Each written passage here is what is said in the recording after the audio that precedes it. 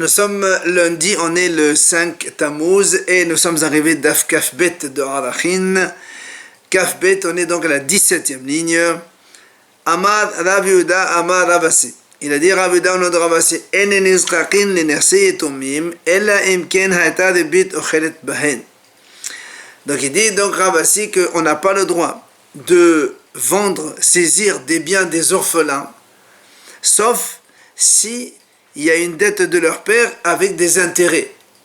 Comme il y a des intérêts, si on laisse traîner, les intérêts vont augmenter. Alors, dans ces cas-là, on vend les biens, comme ça on rembourse pour éviter les intérêts. Rabbi Yochanan Omer, O lishtar sheyesh bo ribit, o lichtubat esham mishum mezoneh. Rabbi Yochanan il dit, il y a une autre raison, soit donc avec un shtar dans lequel il y a ribit, comme il vient de dire lui, Ravasi. Rabbi Yochanan rajoute, ou bien il y a une ktuba d'une femme à cause des maisonnotes. Ça veut dire qu'un homme qui meurt et qui laisse donc une veuve, il doit lui donner la ktuba. Mais en attendant que la femme ne prenne la ktuba, la femme, elle mange pour l'instant avec les orphelins, donc des biens de son mari.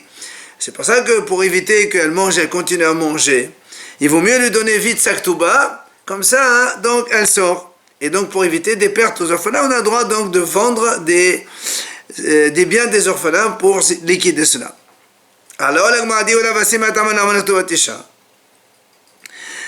pourquoi Ravasi n'a pas parlé de la ktuba de la femme aussi? Puisqu'on voit aussi que c'est intéressant de vendre les biens pour lui payer sa ktuba pour éviter qu'elle ne mange encore des biens des héritiers. Pourquoi il n'a pas dit ça?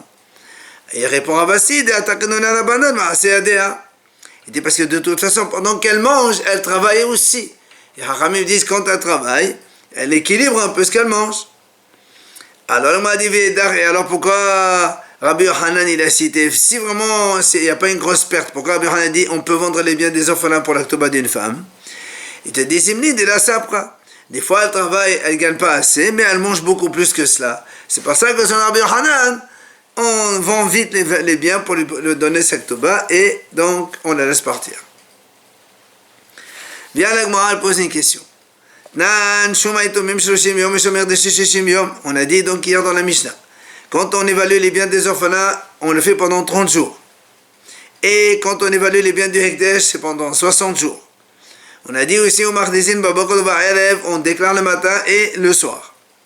A dit, dans quel cas que tu as dit on évalue les biens des orphelins, c'est-à-dire on va vendre des biens des orphelins, dans quel cas? Et les Mabeba al-Havavid Gohavim. Si tu me dis que le créancier c'est un goy, est-ce que Mitsaït, est-ce qu'il va t'écouter? Tu lui dis attends, on fait d'abord 30 jours. Parce que pourquoi on fait 30 jours? Parce qu'on peut très bien vendre le premier jour. Mais nous on veut essayer de vendre au maximum, au plus bénéfique. D'accord? Alors le goy il va pas t'écouter. Il te dit monsieur, moi je veux mon argent, je veux pas dans un mois. Et la pshita dit Israël. Donc tu es obligé de dire que le créancier est un juif. Dans ces cas-là, tu me dis peut-être qu'il y a rébit. Est-ce qu'Israël a le droit de prendre les rébits, les intérêts? Il n'a pas le droit. Donc, il s'agit d'un créancier juif. Il n'y a pas d'intérêt. Alors, pourquoi la Mishnah a dit on a le droit de vendre les biens des orphelins? Donc, selon Rabbi Yochanan te dit on parle ici donc de vendre pour les biens les ktuba d'une femme. Et là, les Ravasi. Rachel, mais Ravasi qui a dit pour éviter des intérêts. Ici, quel intérêt il y a? Il n'y a pas d'intérêt. Si c'est un goy, il ne va pas t'écouter. Si c'est un juif, il n'y a pas d'intérêt. Question contre Ravasi. Amal Ravasi, Rabbi Yochanan, mais Ravasi dit pourquoi? Pour Rabbi Yochanan, ça marche. Misha Brenan, maisonné, d'évader, comme face d'Awe, Nartenan, Nardaza, de là, et d'Anan, et Madvihanan, et la Madvihanan. Il m'a dit, mais même sur le Rabbi Yochanan, qu'est-ce qu'il a dit Rabbi Yochanan? Pour la ktuba d'une femme, oui, elle a dit peut-être que il a dit il faut vendre, comme ça on lui paye sa ktuba. Alors il m'a dit, mais je ne comprends pas. Est-ce qu'on laisse maisonner des vaders quand la femme elle mange? C'est sûr qu'elle est en train de manger. Tant qu'on n'a pas encore vendu, pendant les 30 jours que tu vas vendre, la femme elle est en train de manger les biens. Et toi tu dis pourquoi j'attends encore 30 jours? Peut-être que je vais trouver meilleur acheteur. Alors est-ce que tu laisses tomber les dépenses que va occasionner la femme pour manger, que ça c'est une certitude, pour un éventuel bénéfice de l'attente de 30 jours? Non, mais nous on a dit que ça ne suffit pas, mais en attendant, Imagine, elle mange pendant 30 jours pour 500 euros. Qui t'a dit qu'en attendant 30 jours, tu vas trouver meilleur acheteur à 500 euros plus? Peut-être que finalement, tu n'as rien gagné dans l'affaire. Et la femme, elle a pris quand même 500 euros. Il vaut mieux vendre maintenant, le premier jour, et tu n'attends pas 30 jours. Alors, elle m'a dit, ça, c'est pas une question pour Rabbi Yochanan. Pourquoi? Parce que cette femme, elle a déjà réclamé sa ketouba au Beddin. Et alors? Comme il a dit Rav Yehuda ben Shmuel, comme il a dit Rav Yehuda ben Shmuel, qu'est-ce qu'il a dit? Shmuel et Rav Yehuda ben Shmuel dit comme ça, si une femme réclame sa ketouba au Beddin, elle n'a plus le droit de manger dans les biens du mari. Dès le moment où elle réclame sa ketouba, c'est fini. Donc là aussi, dès qu'elle a réclamé sa ketouba, elle arrête de manger, donc il n'y a plus de perte. Et donc on prend le temps, 30 jours, de trouver acheteur pour les biens, pour lui payer sa ketouba. Réclamer, ça ne veut pas dire avoir acquis. Non, réclamer, ça elle demande. On dit, Madame Besséder, dans 30 jours, on te donne. Laisse-nous le temps. Et pendant 30 jours, elle ne mange pas des biens du mari. C'est terminé. Elle se débrouille. Donc voilà, donc c'est pour ça qu'il n'y a que des bénéfices. Alors, la Gemara dit, si c'est comme ça, Yachi, si tu me dis comme ça, elle réclame sa ketouba, Et les veuves, elles crèvent de faim pendant un mois. non, elle se débrouille, c'est pas un mois. Et moi, elle dit, dans ces cas-là, mais on n'a plus. Ça veut dire que si la femme, elle a réclamé, donc, c'est bien au Beddin, et qu'elle ne peut plus manger chez le Beddin, donc elle ne peut plus manger chez le mari. Alors dans ces cas-là, on n'a plus besoin d'aller vendre les biens des orphelins. C'est-à-dire, on peut lui dire, attends, pourquoi tu as besoin de vendre? Il dit quand même, étant donné qu'on a été obligé au début de le faire pour lui payer sa ketouba, même à la fin, quand elle a réclamé sa ketouba, il faut le faire quand même. Quoi qu'il en soit. On a dit, mais comment comme la Ravasi Racha? On revient à la question donc contre Ravasi. Comment ça se fait qu'on a dit on va donc vendre les biens des orphelins, puisqu'on a dit si c'est un goy qui lui a prêté, le goy il ne va pas t'attendre, et si c'est un Israël, il n'y a pas de problème de rebit, alors pourquoi tu vas vendre? Alors il dit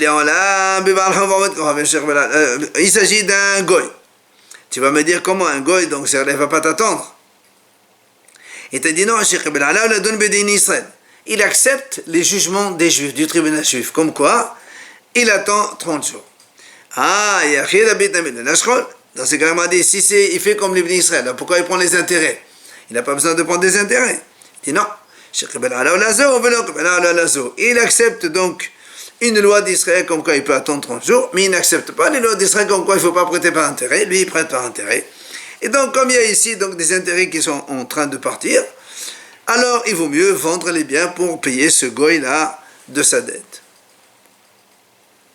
Tachema, de nouveau, l'Agma, elle pose une question. On a vu dans une Mishnah, quand il y a une créance et que le monsieur il est mort, il laisse des orphelins. Quand on va saisir les biens des orphelins, on ne prend que Menazibourit, c'est-à-dire les terrains les moins bons. Alors là aussi, l'Agma dit, de quoi on parle ici? Si c'est un créancier goy, mais est-ce qu'il va t'écouter quand tu lui dis je te donne que ce terrain? Lui, il prend comme tout le monde, parce que nous on a un principe qui dit que les créanciers ils prennent des terrains moyens. Dans les dommages, on prend des meilleurs terrains, les créanciers dans les moyens, et ici l'Agma dit, donc le goy il ne va pas t'écouter pour lui donner mauvais terrain. Et la Pshita Bebar Rav Israël, donc on parle bien d'un créancier juif. Dans ces cas-là, pourquoi tu vas vendre? Et s'il y a des intérêts, est-ce qu'on va laisser le juif prendre des intérêts? Donc, on parle ici qu'il y a un juif qui a prêté sans intérêt. Et pourtant, on est en train de saisir les biens de ces orphelins. Pourquoi? Rabbi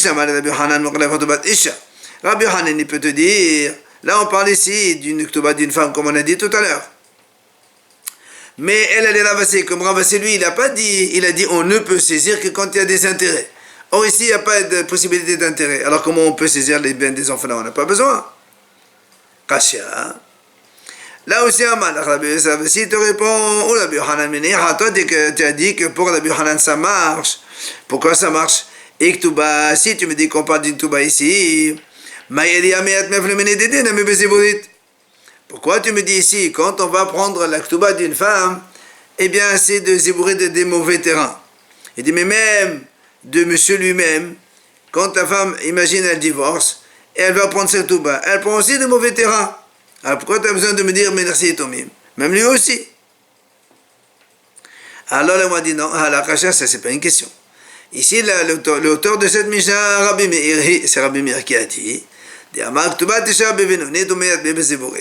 dit non, la Ktuba d'une femme, normalement quand elle réclame sa Ktuba à son mari, quand il est vivant, s'il a divorcé par exemple, elle prend les moyens terrains.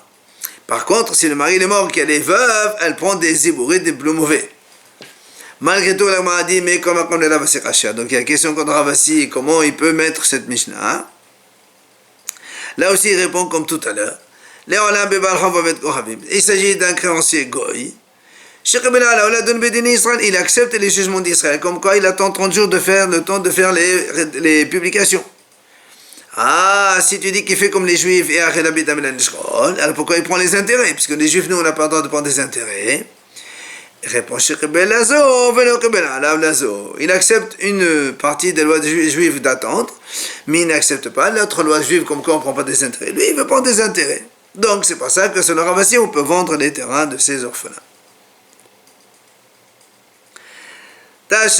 dit encore, nous, on a dit dans la Braïta ici, chez nous, quand on publie les ventes, on dit aux gens, celui qui va acheter ce terrain, soit pour donner la Ktuba à la femme, soit pour payer donc la dette de ce monsieur. Alors là, on m'a dit, quand on dit qu'on vend ce terrain, parce qu'il y a une créance qu'il faut la payer, aussi bien pour Ravasi que pour Rabbi Hanan, comme on a répondu, donc c'est un Barhav Goy. Mais, et la Ktubata, quand tu as dit dans la Braïta, quand on va vendre les terrains, on dit, monsieur, voilà, celui qui va acheter ce terrain pour payer la Ktuba de telle femme. Alors, Bishama Rabbi Hanan, selon Rabbi Hanan, ça marche parce que Rabbi Hanan, il a dit, on peut vendre les biens des orphelins pour payer la Ktuba. Et là, les Ravasi, mais Ravasi, lui, il n'a jamais dit qu'on peut vendre pour payer la Ktuba. Alors, comment ça se fait que la Braïta dit, on vend pour, donc on dit quand on veut vendre pour la Ktuba d'une femme, on le dit. Donc, ça veut dire qu'on peut très bien vendre les biens des orphelins pour une Ktuba. Donc, caché à contre Ravasi. Via l'agman répond, on dit ici, on parle que le Hayamodé, ça veut dire que le mari, avant de mourir, il a dit, effectivement, il doit de l'argent à cette femme-là, donc à sa veuve, sa future veuve. Et donc, dans ces cas-là, tout le monde est d'accord qu'on a le droit de vendre les biens des orphelins pour payer la Ktuba de la femme. Alors, on m'a dit, maintenant que tu vas me donner cette réponse. Dans tous les cas qu'on a cités tout à l'heure, on peut répondre tout simplement que le monsieur, il avoue qu'il doit cet argent, donc, et dans ces cas-là, dans tous les cas, on a le droit de vendre les biens des orphelins. Là, on raconte, Mérimor, Mérimor, lui, il est venu une femme divorcée. Elle lui dit, voilà, je veux ma Ktuba. Et qu'est-ce qu'il a fait? Il a fait vendre les biens des orphelins, il lui a payé la Ktuba. Amalé Ravina, le Amémor, il vient à Ravina, il lui dit à Amémor, comment? Il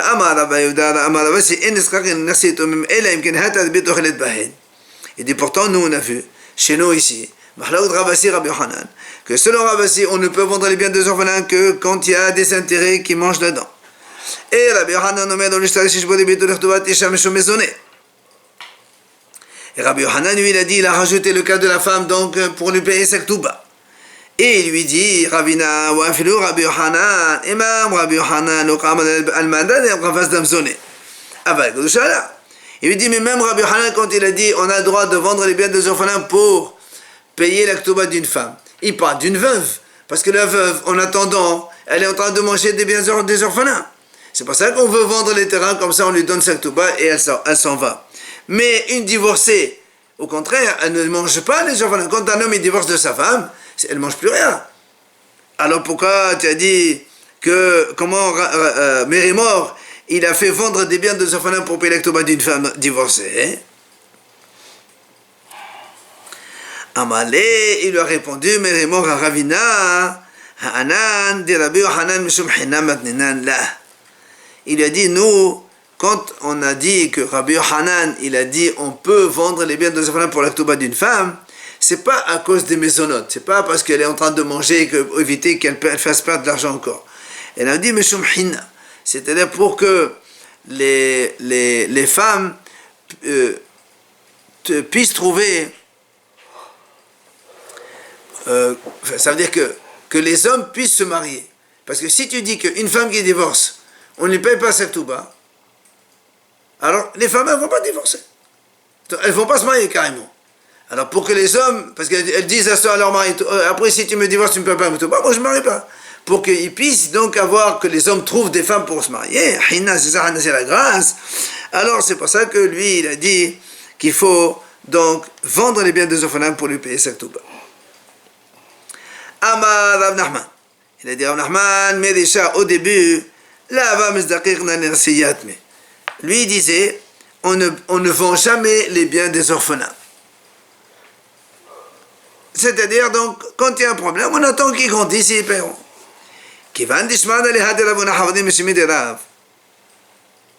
Quand j'ai entendu cet enseignement de Ravuna, que lui a dit ça au nom de Rav, qu'est-ce qu'il a dit Ravuna? Il a dit, il a dit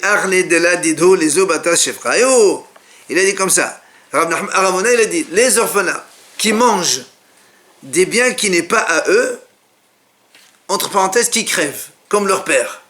Ça veut dire, comme leur père devait de l'argent à quelqu'un, et eux ils ne remboursent pas, ils sont en train de manger de l'argent volé, alors qu'ils aillent rejoindre leur père.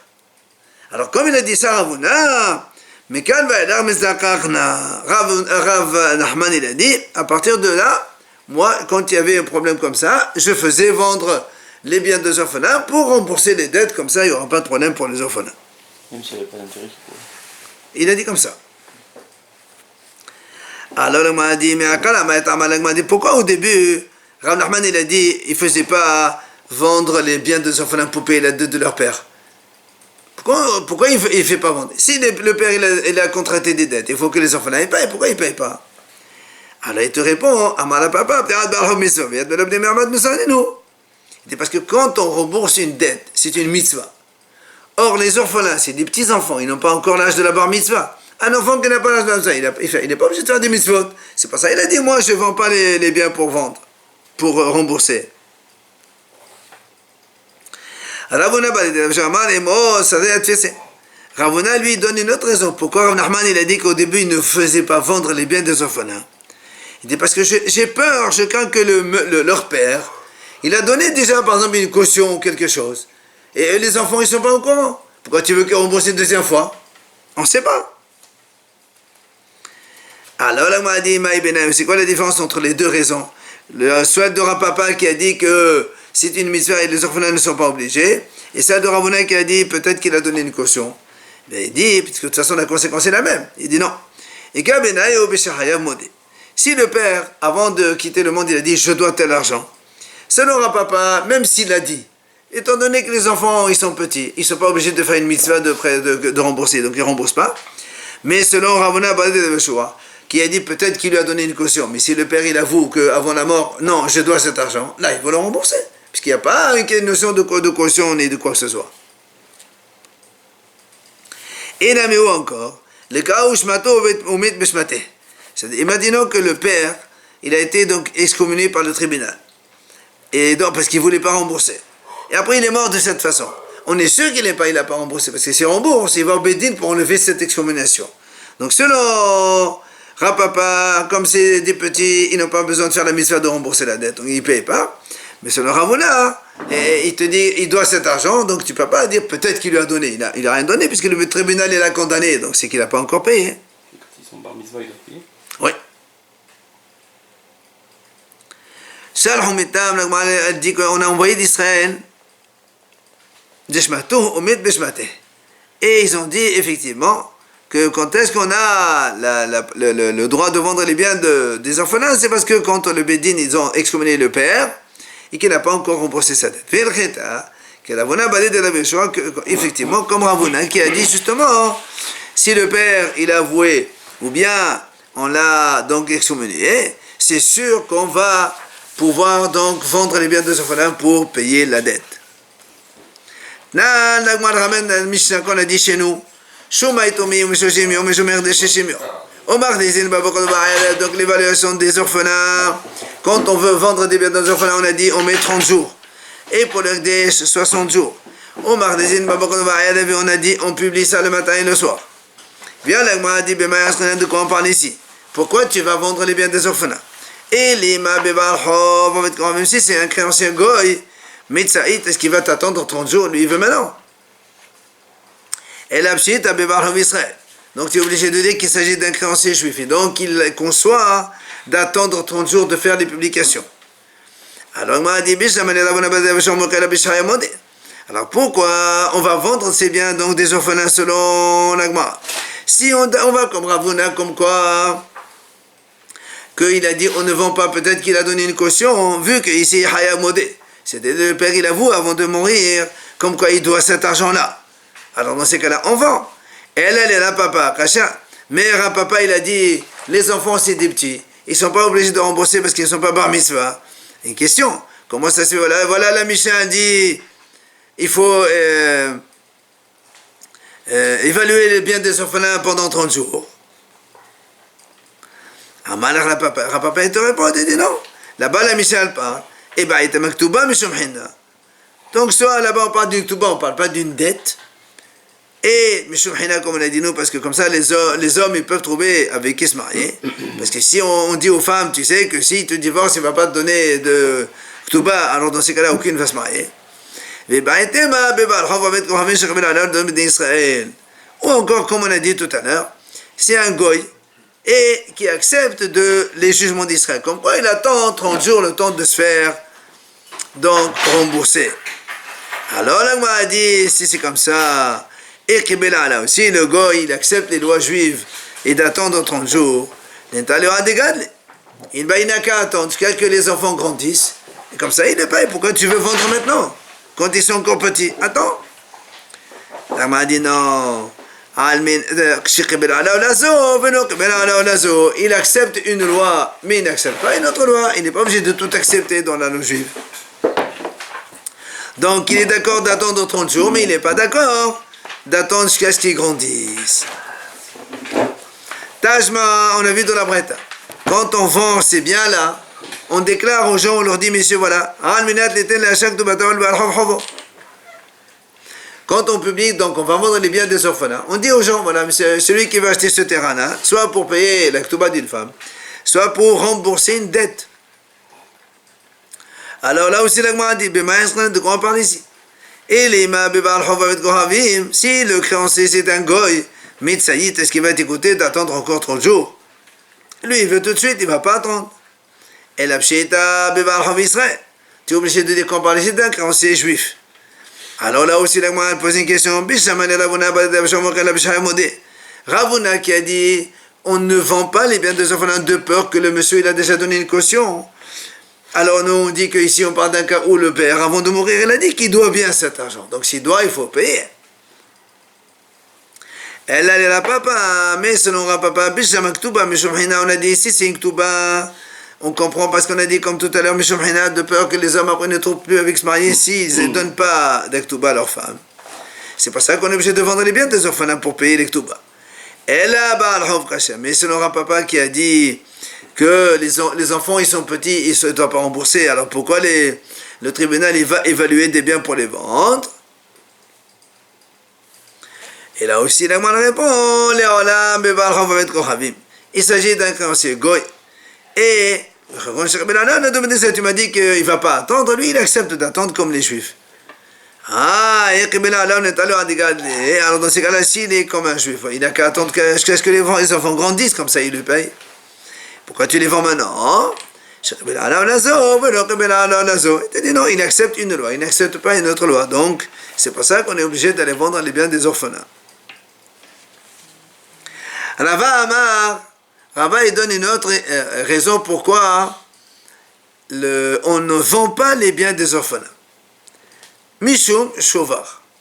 Quoi Shovar? On a peur que le père, il a déjà remboursé sa dette, et l'autre lui a pas encore donné le reçu. Donc, tu ne peux pas dire aux orphelins de payer une deuxième fois. Amali Ravuna, il vient Ravuna, il lui objecte à Rava, il dit quoi? Comment tu dis qu'on craint peut-être que le père a déjà remboursé? Pourtant, il y a une Mishnah qui dit comme ça. Si un homme, par exemple, il est parti en Amérique, il a laissé sa femme ici à Marseille, il lui a envoyé son guette d'Amérique. Maintenant, la femme, elle veut la Ktouba. Alors, le monsieur, il est en Amérique, comment on fait? Elle a le droit, elle peut donc se faire rembourser sans la présence de son mari. Mais, la Mishnah dit là-bas, elle est obligée de jurer avant de prendre. Parce qu'on a peur que le mari lui a déjà donné des choses. D'accord? Et donc, si on dit que cette femme-là, elle a le droit de prendre donc des terrains en l'absence de son mari, seulement en jurant. Il a dit Rav Halaba à ce sujet. Il y a une histoire comme ça qui est arrivée devant Rabbi Yitzhak Nefha l'Entoria. Il a dit, lui, ça c'est valable uniquement pour la Ktouba d'une femme. Effectivement, la femme elle jure et elle prend l'argent même en l'absence de son mari. Par contre, Aval Ba'al Hov, là. Mais si c'est un créancier, par exemple, il a prêté de l'argent à quelqu'un et le monsieur il est parti en Amérique, et ça fait 2, 3, 4 ans, il n'est pas encore là, et le créancier, il n'a pas le droit de prendre des terrains de ce monsieur en son absence, même en jurant. Si c'est un goy, il attend les intérêts. Ah oui, ça c'est un problème. Mais là-bas, Rabba il dit au nom de Rav Nachman, lui, Rabba il dit non, même un Baal Hov, il a le droit de jurer, oui, et de prendre. Alors, on m'a dit, attends, si tu dis, comme Rava il a dit ici, on craint que le monsieur il a déjà remboursé et il n'a pas pris le reçu, alors pourquoi ici tu as dit que le Baal Hov à Marseille, il a le droit de prendre sur les terrains d'ici? Peut-être que le monsieur à qui il a prêté de l'argent, il lui a déjà remboursé, et il n'a pas le reçu, et donc il va reprendre une deuxième fois. Amalé, il lui répond, Rava, il dit non, c'est différent là-bas. Pourquoi? Il dit,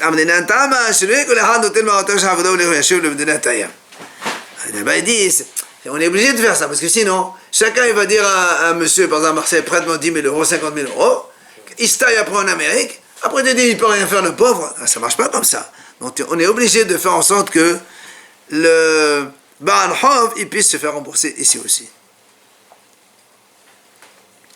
Amar Rava, il a dit Rava, Hilcheta, voilà la lacha. En nisrakin le nersei yetomin. Donc on ne peut pas faire vendre les biens des orphelins pour payer quoi que ce soit. Sauf si, évidemment, il y a ribit, comme on a dit nous. Parce que sinon, ça fait perdre encore de l'argent aux orphelins.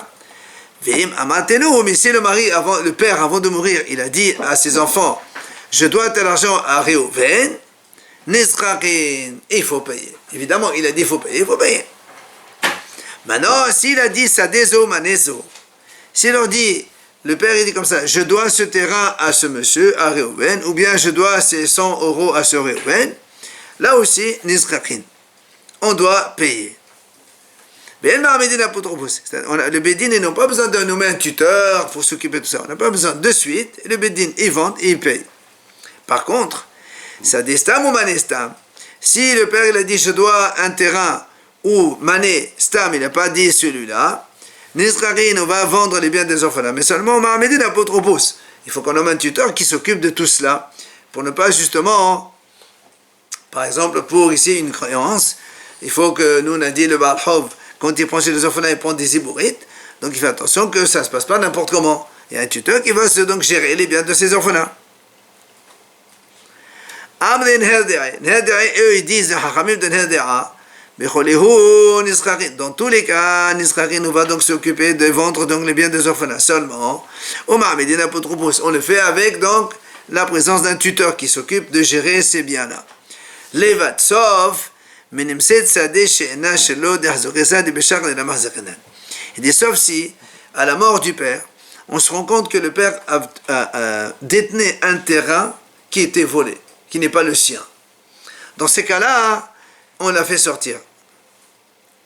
C'est-à-dire, on la prend des orphelins, on la rend à ce propriétaire. Pourquoi? Il dit parce que s'il y a des témoins qui sont venus dire que ce terrain, il appartient à Réhouven et non pas à eux, eh bien, on ne va pas dire que c'est des faux témoins. Et donc, on prend ces terrains-là des orphelins et on leur donne à son vrai propriétaire. Amar Ravashi, il vient Ravashi pour conclure. Il dit, c'est pour cela, la halakha est comme. De façon générale, on ne va pas donc vendre les biens des orphelins de toute façon, comme il a dit Rava. Et si on le fait, si on a besoin de le faire, par exemple, comme on a dit là-bas, que le père il a avoué, ou bien quand il y a des intérêts, on nomme un tuteur pour donc gérer les biens de ces orphelins, pour que tout se passe dans les règles de l'art. Comme on vient de dire maintenant que les sages de Nerdaïde, ils ont dit, dans tous les cas, quand on veut vendre les biens des orphelins, on va en nommer un tuteur pour gérer cela. Levad, sauf un seul cas, comme on vient de le dire d'ailleurs, si il se trouve que le père, quand il est mort, on a trouvé qu'il a détenu un terrain, mais qui est volé, qui n'est pas le sien. Dans ces cas-là, on le prend de suite sans même nommer de tuteur. Le tribunal, il le rend à son vrai propriétaire. Parce que qu'est-ce que tu vas me dire? Peut-être que les témoins, c'est des faux témoins. On ne dit pas comme ça. On ne dit pas un témoin, il est faux comme ça, Stam. On le rend le terrain à son vrai propriétaire et on le prend sans avoir besoin de nommer un tuteur ou quoi que ce soit. Juste on a introduit la Mishnah pour demain si tu veux. C'est un homme, il avait par exemple une femme, il a divorcé, il lui doit une ktuba. Et qu'est-ce qu'il a fait? Imagine, il avait un immeuble, il a dit voilà, cet immeuble, hekdesh, je donne hekdesh au Beit HaMikdash, cadeau. Donc maintenant, il ne peut plus payer la ktuba de sa femme. Qu'est-ce qu'il fait? Normalement,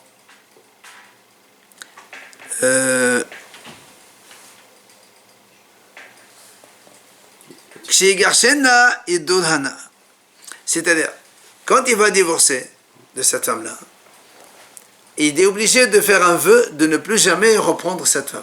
Pourquoi? Parce que peut-être, lui, il a fait Ekdesh. Ok, maintenant il n'a plus d'immeuble. Maintenant il regrette. Qu'est-ce qu'il fait? Il divorce sa femme.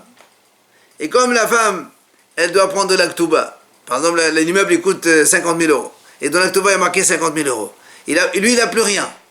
Elle va se retourner contre le Hekdesh, monsieur, l'immeuble, il est à moi, il n'est pas à vous. Mon mari, il a fait Hekdesh, mais en fait, il est à moi, parce que c'est ma ktuba, elle est antérieure. Donc, elle va prendre l'immeuble. Et qu'est-ce qu'il fait après le monsieur? Il dit, on se remarie maintenant. Et donc, en fait, il regarde. C'est pour ça qu'on a dit ici, non, il fait un éder de ne plus jamais reprendre sa femme. Il regrette d'avoir fait Hekdesh. Évidemment, on parle de ce cas. Rabbi Yoshua a dit, non, on n'a pas besoin de ça. C'est la même chose, la